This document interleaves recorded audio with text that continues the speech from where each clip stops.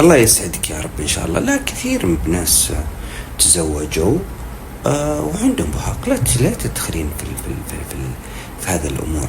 أنت اللي تسوينه حاجتين. إذا كان فعلا ظاهر وبالشوف الشرعية واضح بيظهر كان بها، إذا لا مو ظاهر في وجهك في يدينك اسألي، جيبيها من باب اطلبي خطبة وسولفي. ومن ضمن السواليف أو يعني إذا قربت الملكة قبل الملكة بأسبوع كذا، إذا اتفقتوا خلاص قبل الملكة بأسبوع، والله عندي موعد اليوم بالمستشفى وما طلعت إلا كذا العصر، وش فيك عسى ما شر؟ والله أبدا بدأت تطلع لي شوية يعني مشاكل مع البهاق وقاعد أعالجها ويعني والحمد لله.